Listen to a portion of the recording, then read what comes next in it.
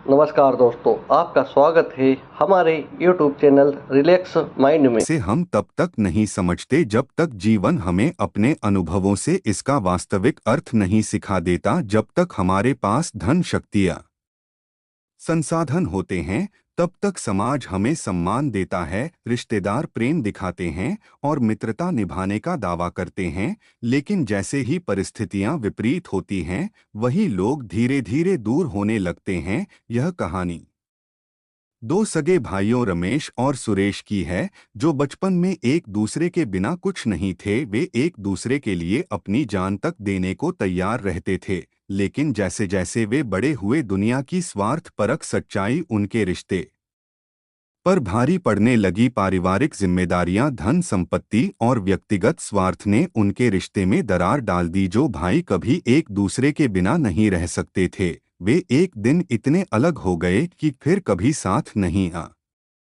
सके। यह कहानी सिर्फ एक परिवार की नहीं, बल्कि समाज में हर जगह घट रही वास्तविकता की झलक है। हम अपने करीबी रिश्तों में प्रेम और विश्वास बनाए रखते हैं, लेकिन जैसे ही स्वार्थ आ जाता है, सारे रिश्ते बिखर जाते हैं। इस संसार में जब तक लाभ है, तब तक साथ देने वाले बहुत मिलते हैं, लेकिन कठिनाइयों में वही लोग सबसे पहले दूर हो जाते हैं। स्वार्थ का संसार केवल रमेश और सुरेश की नहीं, बल्कि हम सभी की कहानी है।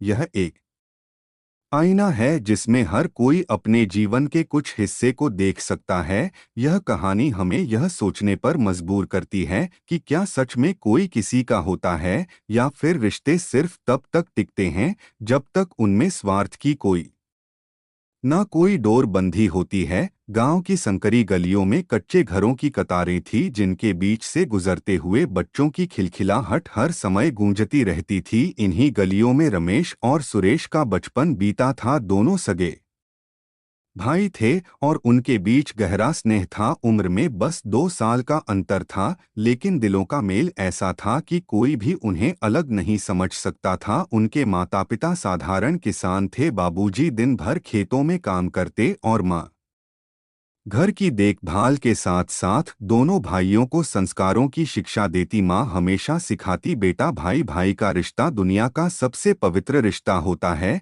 एक दूसरे का साथ कभी मत छोड़ना। यह संसार स्वार्थी है, लेकिन जब तक तुम दोनों एक दूसरे के साथ हो, तब तक तुम्हें कोई हरा नहीं सकता। बचपन में इन बातों का अर्थ समझ नहीं आता था, लेकिन वे दोनों माँ के शब्दों को बड़े ध्यान से सुनते और सहमति में सिर हिलाते। रमेश और सुरेश हर समय साथ रहते। सुबह होते ही दोनों एक साथ उठते, खेतों की ओर दौड़ते और वहां खेलते खेलते दिन बिताते। जब कभी कोई एक गिर जाता या चोट लगती, तो दूसरा रोने लगता, जैसे दर्द उसे ही हुआ हो। अगर माँ एक को डांट तो दूसरा माँ के पास जाकर गिड़गिड़ा लगता, माँ मुझे भी डांट लो, लेकिन भैया को मत मारो। उनका यह अटूट प्रेम पूरे गांव में प्रसिद्ध था। लोग कहते, अरे यह दोनों तो राम लक्ष्मण की जोड़ी हैं। गांव के स्कूल में दोनों एक ही कक्षा में पढ़ते थे। रमेश बड़ा था, लेकिन पढ़ाई में थोड़ा कमजोर था, जबकि सुरेश तेज था। जब भी रमेश को कोई सवाल समझ में नहीं आता, तो सुरेश उसे पेशेंटली समझाता। अगर स्कूल में कोई रमेश को परेशान करता, तो सुरेश उससे लड़ने को तैयार हो जाता, और अगर कभी सुरेश रोता, तो रमेश उसे चुप कराने के लिए अपनी सबसे प्रिय चीज भी देने को तैयार रहता। एक बार स्कूल में एक परीक्षा हुई जिसमें रमेश को नंबर कम आए। वह बहुत उदास था। सुरेश ने तुरंत माँ जी से कह दिया, गुरुजी मेरे नंबर काट लीजिए और भैया को दे दीजिए, मुझे कम अंक चलेगा, लेकिन मेरा भाई दुखी ना हो। मास्टर जी और बाकी छात्र यह सुनकर हैरान रह गए। उन्होंने रमेश और सुरेश को डांट समझाया कि यह संभव नहीं, लेकिन इस घटना ने सभी को उनकी सच्ची भाईचारे की मिसाल दिखा दी। एक दिन गांव में बहुत तेज बारिश हुई, पूरा घर ठंडा और गीला हो गया। माँ ने दोनों भाइयों के लिए एक ही रोटी बनाई, क्योंकि घर में आटा खत्म हो गया था। जब माँ ने वह रोटी दोनों के बीच बांटने चाही, तो दोनों ने एक दूसरे की ओर देखा और रोटी को आगे बढ़ा दिया। भैया तुम खाओ, मुझे भूख नहीं है। नहीं रे, तू खा, तेरा पेट अभी छोटा है, तुझे ज्यादा भूख लगती है। आखिरकार माँ को ही दोनों को प्यार से आधी आधी रोटी खिलानी पड़ी। यह छोटा सा प्रसंग दिखाता था कि दोनों का प्यार कितना निस्वार्थ था। रमेश और सुरेश जब बड़े हुए तो उनके मन में भविष्य के कई सपने थे। रमेश कहता, जब मैं बड़ा हो जाऊंगा तो एक बड़ा घर बनवाऊंगा जिसमें हम दोनों साथ रहेंगे। सुरेश हंसकर कहता, और मैं उस घर के पास एक बड़ा खेत बनाऊंगा ताकि हमें कभी खाने की कमी ना हो। उनके सपने आपस में जुड़े हुए थे जैसे उनके दिल। वे नहीं जानते थे कि भविष्य में जीवन उन्हें कैसी कठिनाइयों के सामने खड़ा करेगा, लेकिन उस समय तक उनका प्यार निष्कलंक और अटूट था। बचपन का यह दौर निश्चल प्रेम और निस्वार्थ का था। तब तक कोई स्वार्थ, लालच, पैसा या संपत्ति उनके रिश्ते के बीच नहीं आई थी। उनके लिए दुनिया का सबसे बड़ा खजाना उनका भाई था। लेकिन क्या यह प्रेम हमेशा ऐसा ही बना रहेगा? समय के साथ जब जिम्मेदारियां बढ़ेंगी, जब धन संपत्ति का सवाल उठेगा और जब दुनिया की कड़वी सच्चाई उनके सामने आएगी, तब क्या यह निश्चल प्रेम बना रहेगा या फिर इस संसार का स्वार्थ उनके रिश्ते को भी प्रभावित करेगा? बचपन का वह सुनहरा दौर बीत रहा था। रमेश और सुरेश अब किशोरावस्था में प्रवेश कर चुके थे। उनकी मासूमियत अब भी बरकरार थी, लेकिन जीवन धीरे धीरे उन्हें कठोर सच्चाइयों से परिचित कराने वाला था। उनके पिता रामनाथ गांव के सम्मानित किसान थे। वे न केवल अपने परिवार का पालन पोषण कर रहे थे, बल्कि गांव के अन्य लोगों की भी मदद करते थे। उनके मजबूत कंधों पर ही पूरे परिवार की जिम्मेदारी थी। एक दिन अचानक बाबूजी को तेज बुखार हो गया। पहले तो सबने इसे साधारण समझा, लेकिन जब हफ्तों तक उनकी हालत नहीं सुधरी तो चिंता बढ़ने लगी। गांव में अच्छे डॉक्टर नहीं थे, इसलिए उन्हें शहर ले जाना पड़ा। डॉक्टरों ने बताया कि उन्हें एक गंभीर बीमारी हो गई है और इलाज लंबा चलेगा। रमेश और सुरेश ने पहली बार असली संकट का सामना किया। वे अब तक अपने पिता के मजबूत व्यक्तित्व के आदी थे, लेकिन अब वे बिस्तर पर असहाय पड़े थे। माँ की आंखों में चिंता थी और घर का माहौल भारी हो गया था। इलाज महंगा था और धीरे धीरे घर की बचत खत्म होने लगी। खेती से जो भी आय होती वह दवाइयों में खर्च हो जाती। अब घर चलाना भी मुश्किल हो रहा था। रमेश, जो तब तक केवल पढ़ाई पर ध्यान देता था, अब घर के खर्चे में हाथ बंटाने के लिए छोटे मोटे काम करने लगा। वह स्कूल के बाद एक दुकान पर काम करता, जबकि सुरेश खेतों की देखभाल करता। एक दिन डॉक्टर ने कह दिया, अब इनका ज्यादा समय नहीं बचा, आप इन्हें घर ले जाइए। यह सुनकर पूरा परिवार टूट गया। फिर वह मनहूस दिन आया जब बाबूजी ने आखिरी सांस ली। पूरा घर शोक में डूब गया। रमेश और सुरेश को विश्वास ही नहीं हो रहा था कि उनके मजबूत साहसी पिता अब नहीं रहे। पूरे गांव में शोक छा गया, लेकिन यह दुख केवल भावनात्मक नहीं था। अब उनके सामने सबसे बड़ी चुनौती थी परिवार को संभालना। माँ ने अपने आंसू पोंछ कर कहा, बेटा, अब से तुम दोनों ही इस घर के मुखिया हो। तुम्हें एक दूसरे का सहारा बनना है। दोनों भाइयों ने सिर झुका लिया। उन्होंने एक दूसरे की ओर देखा और बिना कुछ कहे समझ गए कि अब उनके बचपन का खेलकूद खत्म हो गया। अब घर का खर्च चलाना था, खेती को संभालना था और समाज की कड़वी सच्चाइयों का सामना करना था। रमेश ने तय किया कि वह नौकरी करेगा ताकि घर का खर्च चल सके। सुरेश ने कहा, भैया तुम नौकरी देखो, मैं खेत संभाल लूंगा। बाबूजी ने हमें यह खेत विरासत में दिया है, इसे मैं कभी उजड़ने नहीं दूंगा। लेकिन कठिनाइयां खत्म नहीं हुई थी। खेत की फसल अच्छी नहीं हुई, उधार चुकाने के लिए पैसे नहीं थे और रिश्तेदार जो कभी अपनापन दिखाते थे अब धीरे धीरे धीरे किनारा करने लगे। रिश्तेदारों ने मां से कहना शुरू कर दिया, अब इन दोनों लड़कों को अलग कर दो, बड़ा भाई शहर जाकर नौकरी करें और छोटा गांव में रहे। पर मां ने कहा, जब तक मैं जिंदा हूं मेरे बेटे कभी अलग नहीं होंगे। लेकिन क्या यह साथ हमेशा बना रहेगा या फिर वक्त और परिस्थितियां इन्हें भी अलग कर देंगी? पिता के गुजर जाने के बाद रमेश और सुरेश ने कंधे से कंधा मिलाकर अपने परिवार को संभालने की कोशिश की। रमेश शहर चला गया और वहां एक छोटी नौकरी करने लगा जिससे वह हर महीने कुछ पैसे घर भेजता उधर सुरेश ने खेत की जिम्मेदारी उठा ली। पहले तो दोनों भाइयों ने एक दूसरे के बिना रहने की कल्पना भी नहीं की थी, लेकिन परिस्थितियों ने उन्हें अलग अलग रास्तों पर धकेल दिया। शुरुआत में सब कुछ ठीक लग रहा था। रमेश जो कमाता वह घर भेजता और सुरेश खेत से जो उत्पादन करता वह घर की जरूरतों को पूरा करता। लेकिन जैसे जैसे समय बीतता गया उनके बीच दूरियां बढ़ने लगी। अब वे महीनों तक एक दूसरे से नहीं मिल पाते थे और जब कभी मिलते भी तो बातचीत केवल औपचारिक रह जाती। समय के साथ दोनों भाइयों के जीवन में नए लोग जुड़ गए। रमेश की शादी हो गई और उसकी पत्नी शहर में ही रहना चाहती थी। इधर सुरेश ने भी गांव में अपनी गृहस्थी बसा ली थी। अब दोनों के बीच पहले जैसी आत्मीयता नहीं रही। धीरे धीरे घर और जमीन के मालिकाना हक को लेकर बातें होने लगी। सुरेश को लगने लगा कि वह अकेले खेत संभाल रहा है, जबकि रमेश केवल पैसे भेजकर अपनी जिम्मेदारी पूरी समझता है। दूसरी ओर रमेश को लगता कि चूंकि वह शहर में संघर्ष कर रहा है और घर के खर्चे उठा रहा है, इसलिए उसे भी संपत्ति में बराबर का हक मिलना चाहिए। एक दिन गांव में किसी ने सुरेश से कहा, भैया जब सब कुछ तुम ही संभाल रहे हो तो खेत और घर तुम्हारा होना चाहिए। रमेश जी तो अब शहर के आदमी बन गए हैं। इधर रमेश की पत्नी ने उसे समझाया, आप तो बस पैसे भेजते रहते हैं, लेकिन क्या पता सुरेश अकेले सारी संपत्ति का मालिक बनना चाहता हो। आपको भी अपने हक की बात करनी चाहिए। अब तक जो बातें मन में दबी हुई थी वे अब जुबान पर आने लगी। रमेश एक दिन गांव आया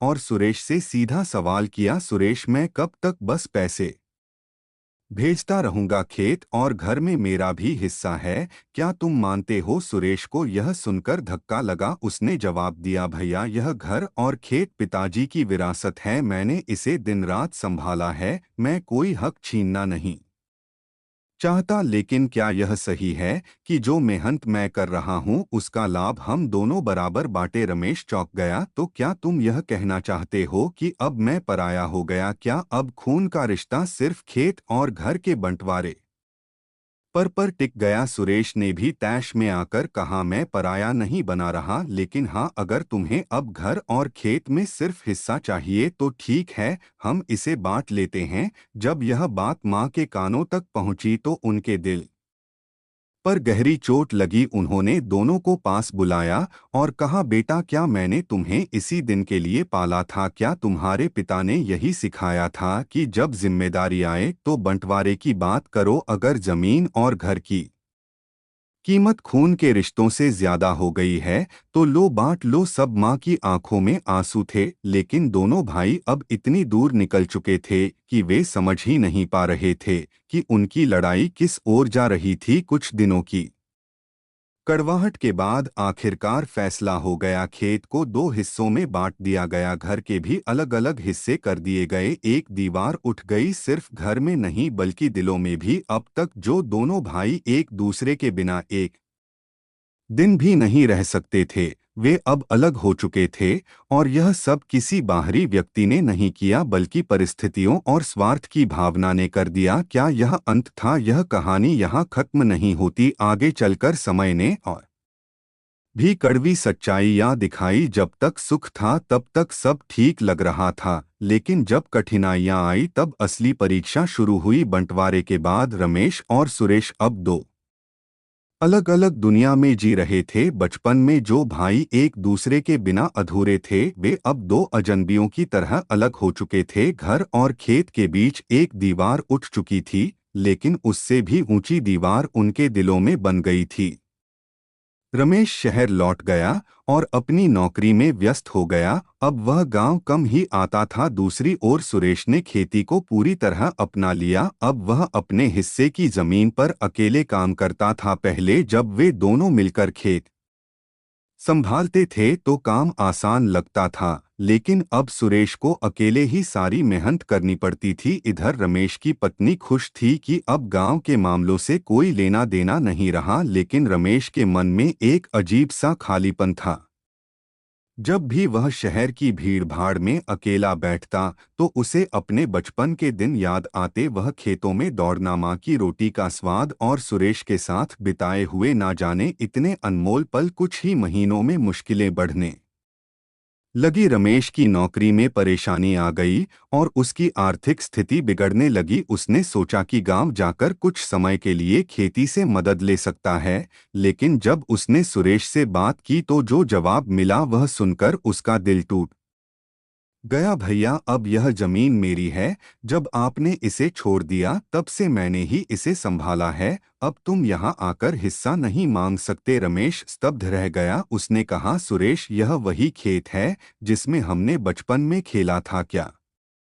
तुम सच में मुझे इसमें कोई हिस्सा नहीं दोगे? सुरेश ने ठंडी आवाज में कहा, जब बंटवारा हुआ था तब तुमने अपने हिस्से को छोड़कर शहर जाना चुना था। अब जब तुम्हारी मुश्किलें आई हैं तो तुम इसे फिर से अपनाना चाहते हो। यह उचित नहीं होगा। माँ यह सब देख रही थी। उन्होंने दोनों भाइयों को समझाने की बहुत कोशिश की, लेकिन अब दोनों के दिलों में स्वार्थ और अहंकार की मोटी परत जम चुकी थी। माँ रोते हुए बोली, बचपन में तुम दोनों एक दूसरे की भूख सहन नहीं कर सकते थे और आज एक दूसरे की तकलीफ भी नहीं देख पा रहे। क्या यह वही प्रेम है जिस पर मुझे गर्व था? लेकिन अब बहुत देर हो चुकी थी। समय बीतता गया। रमेश की हालत और खराब होती गई। आर्थिक तंगी के कारण उसे अपना शहर का मकान बेचना पड़ा। मजबूरी में उसे फिर गांव लौटना पड़ा, लेकिन अब वह मेहमान बन चुका था। उधर सुरेश की फसलें लगातार खराब होने लगी। बारिश समय पर नहीं हो रही थी, उधार बढ़ता जा रहा था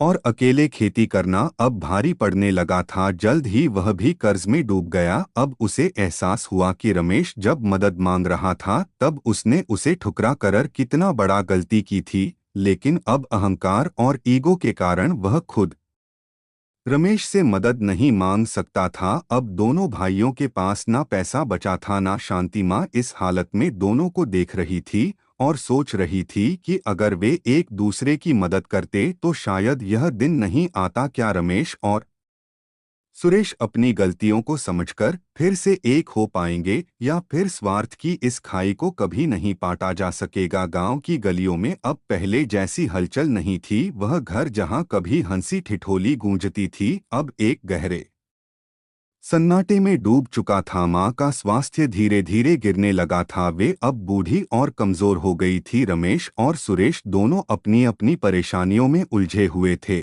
लेकिन माँ को देखकर उनके दिल में कहीं ना कहीं अपराध बोध था। एक दिन माँ ने दोनों बेटों को अपने पास बुलाया। वे अब बहुत कमजोर हो चुकी थी, लेकिन उनकी आंखों में अभी भी ममता की चमक थी। बेटा, मैं शायद ज्यादा दिन नहीं रहूंगी, पर जाने से पहले तुम दोनों को एक होते देखना चाहती हूँ। रमेश और सुरेश ने एक दूसरे की ओर देखा, लेकिन कोई कुछ नहीं बोला। उनके बीच की दूरी अब बहुत गहरी हो चुकी थी। माँ ने धीरे से कहा, तुम दोनों जब छोटे थे तो एक दूसरे के बिना खाना भी नहीं खाते थे। अब क्या धन दौलत और स्वार्थ ने तुम्हारे रिश्ते को इतना कमजोर कर दिया? सुरेश ने सिर झुका लिया और रमेश की आंखों में भी नमी आ गई। मां की बिगड़ती हालत देखकर गांव के कुछ बुजुर्गों ने भी हस्तक्षेप किया। उन्होंने ने दोनों भाइयों को बुलाकर समझाया, बेटा, जब तक साथ रहोगे तब तक सुख मिलेगा। अगर एकता टूट गई तो जीवन भर पछता आना पड़ेगा। देखो, तुम दोनों ही अकेले रहकर मुश्किलों में फंस चुके हो। अब भी वक्त है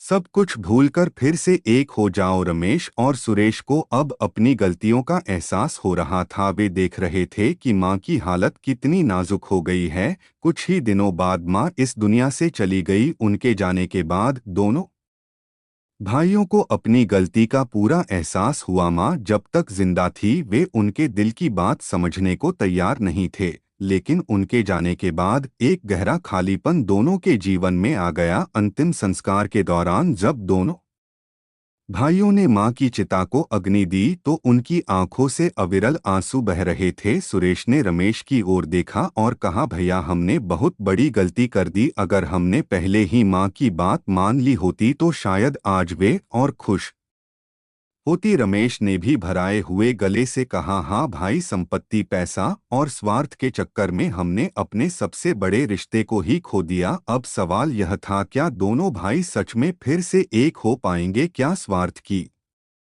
दीवार जो उन्होंने खुद खड़ी की थी उसे गिरा पाएंगे, या फिर मां के जाने के बाद यह पछतावा बस कुछ दिनों तक ही रहेगा? मां के निधन के बाद रमेश और सुरेश दोनों को एक गहरा एहसास हुआ कि उन्होंने अपने रिश्ते को डोट, स्वार्थ और अहंकार की बलि चढ़ा दी थी। मां के अंतिम संस्कार के समय जो भावनाएं जागी थी वे सच्ची थी, लेकिन क्या वे वास्तव में अपने रिश्ते को सुधारने के लिए कदम उठा पाएंगे? कुछ दिनों तक दोनों भाई आपस में ठीक से बात करने लगे। गांव में लोग भी यह देखकर खुश थे कि शायद अब पुराने घाव भरने लगे हैं, लेकिन नियति ने उनके रिश्ते की मजबूती की एक और परीक्षा तय कर रखी थी। मां के जाने के कुछ ही महीनों बाद सुरेश की फसल पूरी तरह से खराब हो गई। बारिश न होने की वजह से खेत सूखे रह गए और जो थोड़ी बहुत फसल बची थी वह कीड़ों ने बर्बाद कर दी। ऊपर से गांव के साहूकार से लिया गया कर्ज भी अब सिर पर था। सुरेश पूरी तरह से टूट चुका था। जिन रिश्तेदारों ने बंटवारे के समय उसे उकसाया था वे अब उसे अकेला छोड़ चुके थे। जिन लोगों ने कहा था कि वह अपनी जमीन का अकेला मालिक बने वे अब यह कहकर कन्नी काट रहे थे कि यह तो उसकी खुद की समस्या है। अंत में सुरेश को रमेश की याद आई। क्या रमेश मदद करेगा? सुरेश शहर गया और रमेश के पास पहुंचा। उसने झिझक हुए कहा, भैया मैं बहुत बड़ी मुसीबत में हूं, खेती बर्बाद हो गई है और साहूकार लगातार कर्ज चुकाने का दबाव बना रहा है। अगर मैंने जल्द ही पैसे नहीं चुकाए तो वह मेरी जमीन छीन लेगा। रमेश यह सुनकर कुछ देर चुप रहा। यह वही सुरेश था जिसने कुछ समय पहले उसे अपने हिस्से की जमीन से बेदखल कर दिया था। अब वही भाई मदद मांगने आया था। उसकी पत्नी ने उसे समझाया, देखिए, जब आपको जरूरत थी तब उन्होंने आपको मना कर दिया था, अब आप उनकी मदद क्यों करें? रमेश एक दुविधा में था, लेकिन फिर उसे मां की वह अंतिम इच्छा याद आई, तुम दोनों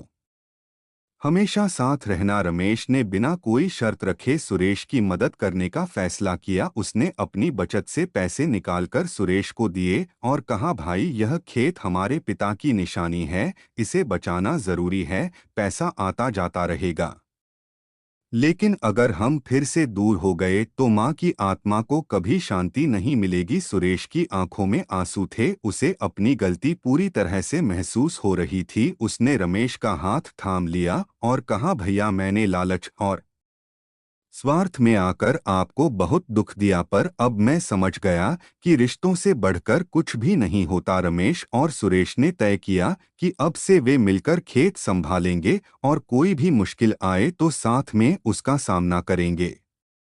गांव वालों ने भी देखा कि कैसे जो भाई कभी एक दूसरे से बात तक नहीं करते थे वे अब फिर से साथ खड़े हो गए। मां की आत्मा भी शायद अब कहीं सुकून महसूस कर रही होगी, लेकिन क्या यह बदलाव स्थायी रहेगा? क्या जीवन फिर कोई नई परीक्षा लेकर आएगा? रमेश और सुरेश के बीच का तनाव अब खत्म हो चुका था। दोनों ने यह समझ लिया था कि स्वार्थ और अहंकार केवल नुकसान ही पहुंचाते हैं। मां की अंतिम इच्छा का सम्मान करते हुए वे फिर से एक हो गए और खेत को मिलकर संभालने लगे। अब गांव में भी लोग उनकी एकता की मिसाल देने लगे थे। लेकिन जीवन हमेशा सीधा रास्ता नहीं दिखाता। जब लगता है कि सब कुछ ठीक हो गया है, तभी कोई नया मोड़ आ जाता है। रमेश और सुरेश को यह परखना अभी बाकी था कि क्या उनका रिश्ता अब वाकई मजबूत हुआ है या फिर यह सिर्फ एक अस्थायी बदलाव था। गांव में कुछ लोग ऐसे भी थे जो रमेश और सुरेश की फिर से बनी एकता से खुश नहीं थे। वे चाहते थे कि दोनों भाइयों में फिर से दरार पड़े। इनमें से कुछ वे रिश्तेदार थे जिन्होंने पहले भी सुरेश को भड़काया था। एक दिन गांव के सरपंच ने सुरेश को बुलाया और कहा, सुरेश, तुमने जो खेत इतनी मेहनत से संभाला, अब रमेश उसमें हिस्सेदारी ले रहा है, क्या यह तुम्हारे साथ अन्याय नहीं है? सुरेश ने कहा, नहीं सरपंच जी, अब हम दोनों साथ हैं, खेत हमारा है, ना कि सिर्फ मेरा या रमेश का। लेकिन सरपंच ने उसे और उकसा हुए कहा, बात समझने की कोशिश करो, जब बुरा वक्त आया था तब रमेश ने तुमसे दूरी बना ली थी, अब जब सब ठीक हो रहा है तो वह तुम्हारे हिस्से में आ गया। यह तो तुम्हारे साथ धोखा है। सुरेश ने पहली बार इस नजरिए से सोचा, क्या रमेश सच में उसका फायदा उठा रहा था? क्या उसने सही फैसला किया? उधर रमेश को भी कुछ लोगों ने भड़काने की कोशिश की। एक पुराने दोस्त ने उससे कहा, रमेश, तुमने सुरेश की मदद की, लेकिन अगर फिर से कोई परेशानी आई तो क्या वह तुम्हारी मदद करेगा या फिर से तुम्हें अकेला छोड़ देगा? रमेश भी सोच में पड़ गया। क्या वह एक बार फिर अपने भाई पर आंख मूंद कर भरोसा कर रहा था? क्या सुरेश फिर से स्वार्थी हो सकता है? क्या फिर से टूटेगा रिश्ता? धीरे धीरे दोनों भाइयों के मन में एक दूसरे के प्रति संदेह पैदा होने लगा। हालांकि वे खुलकर कुछ नहीं कह रहे थे, लेकिन उनके व्यवहार में हल्का बदलाव आने लगा था। पहले जो मिलकर खेत में काम करते थे, अब वे अपने अपने हिस्से का काम अलग करने लगे। रमेश अब ज्यादा समय शहर में बिताने लगा और सुरेश खेत पर अकेले ज्यादा दिखने लगा। माँ की आत्मा जिस एकता को देखकर शांत हुई थी, वह फिर से खतरे में थी। क्या यह संदेह उनका रिश्ता फिर से तोड़ देगा? क्या रमेश और सुरेश फिर से अपने पुराने स्वार्थ में लौट जाएंगे, या इस बार वे समझदारी दिखाएंगे और अपने रिश्ते को बचाएंगे? रमेश और सुरेश के बीच धीरे धीरे फिर से दूरियां बढ़ने लगी थी। हालांकि उन्होंने कभी खुलकर एक दूसरे से कुछ नहीं कहा, लेकिन उनके दिलों में संदेह और अविश्वास ने अपनी जगह बना ली थी। गांव के लोग, रिश्तेदार और राजनीति, सबने फिर से उनके रिश्ते को कमजोर करने की कोशिश की और धीरे धीरे वे उसी रास्ते पर लौटने लगे जहां से कभी मुश्किल से बाहर निकले थे। एक शाम सुरेश खेत में अकेला बैठा था। उसने अपना सिर घुटनों पर टिका रखा था और दूर कहीं गहरा अंधेरे को देख रहा था। अचानक उसे अपने बचपन की याद आई। वही खेत, वही मिट्टी जहां वह और रमेश मिलकर खेलते थे। उसे याद आया कि कैसे वे दोनों नंगे पांव खेतों में दौड़ते थे, कैसे माँ उन्हें 2 रोटियां देती थी और वे आपस में बांटकर खाते थे। माँ हमेशा कहती थी, बेटा, यह खेत सिर्फ मिट्टी नहीं है, यह वह धरोहर है जो तुम्हारे पापा ने मेहनत से बनाई थी। इसे कभी अलग मत करना, इसे संभालना जैसे तुम एक दूसरे को संभालते हो। माँ की बात याद आते ही सुरेश की आंखें भर आई। उसे एहसास हुआ कि वह फिर से वही गलती कर रहा है जो पहले कर चुका था।